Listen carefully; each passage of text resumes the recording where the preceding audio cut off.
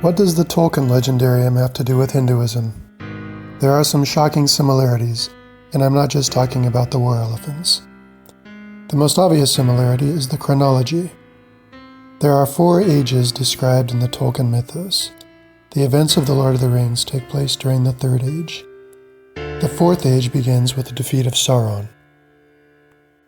In Hinduism, there are also 4 ages. The 3rd age of Hinduism is the Dwapara Yuga, which would correspond to the 3rd age of Middle-earth. This is when the events of The Lord of the Rings took place. The 4th age of Middle-earth began with the crowning of Aragorn and the defeat of Sauron.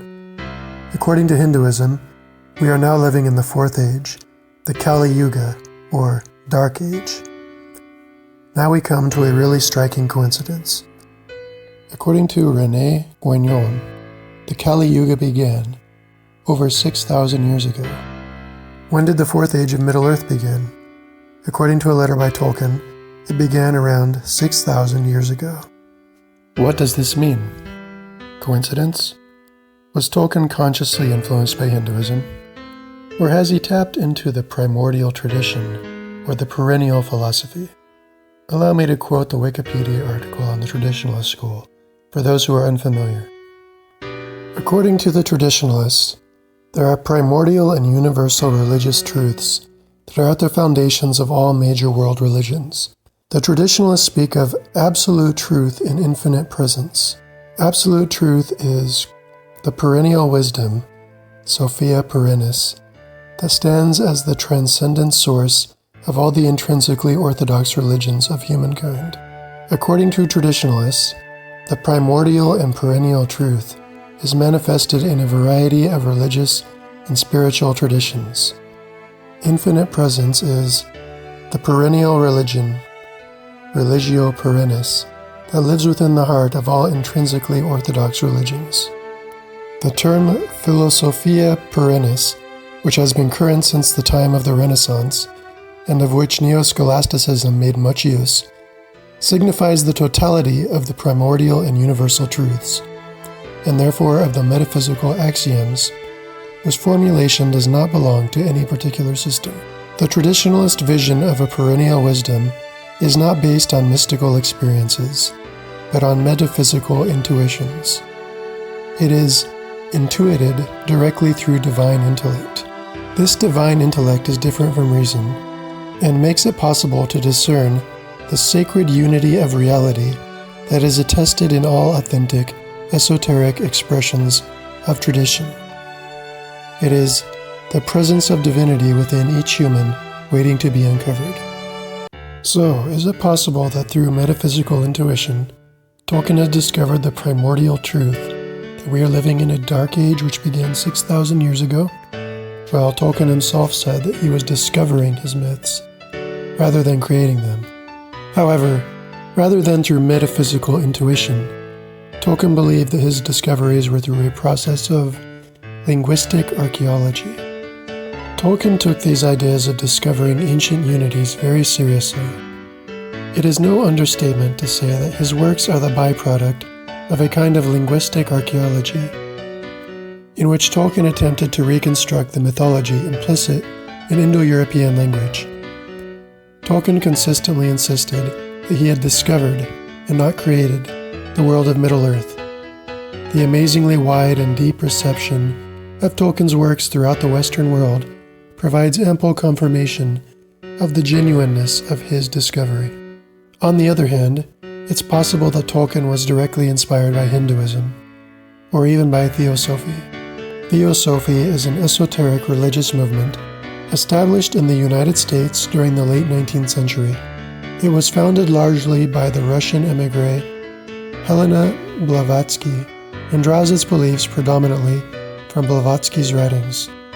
Categorized by scholars of religion as part of the occultist current of Western esotericism, it draws upon both older European philosophies like Neoplatonism and Asian religions like Hinduism and Buddhism.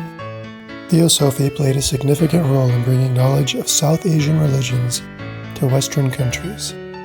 According to an article on 3rings.webs.com, The events in Tolkien's chronology line up perfectly with the teachings of Theosophy, many of which were inspired by Hinduism.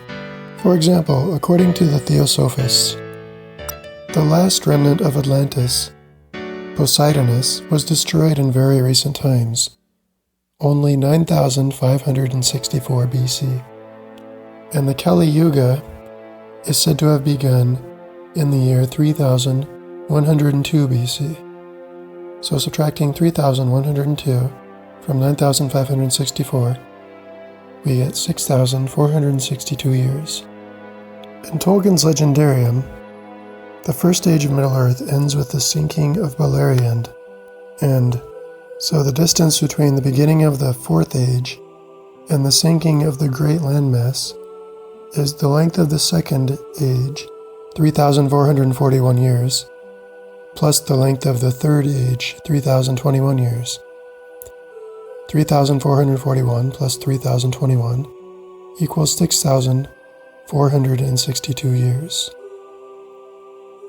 As stated in the article, the chances of Tolkien hitting on this number by accident are astronomical, especially when in both the Middle-earth mythology and theosophical doctrine, this period is opened by the submergence of a huge landmass and is closed by the beginning of something called the Fourth Age.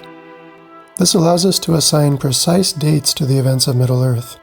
For example, it is shown in the article that Frodo and company left the Shire on Monday, December 31st, 3105 BC.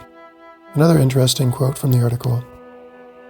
The Fourth Age of Middle-earth began around the same time as the founding of the Kingdom of Egypt. And yet in Europe at this time, we have archaeological remains of a large and sophisticated civilization, the megalithic culture, which could so very easily correspond to Tolkien's kingdoms and peoples of Middle-earth, with the English Midlands as the Shire.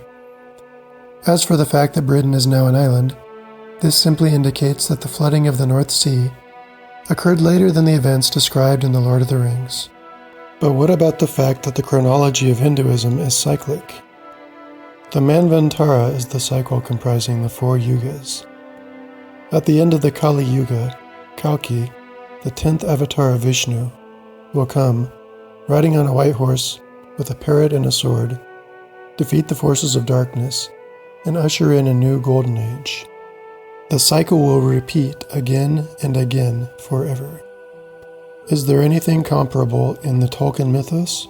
Surprisingly, there is. The second prophecy of Mandos is that there will be a final battle called Dagor-Dagorath.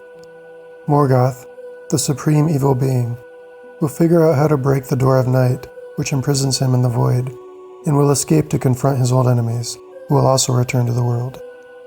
Fëanor, the greatest of the elves, will return to release the light of the Silmarils and usher in a new creation.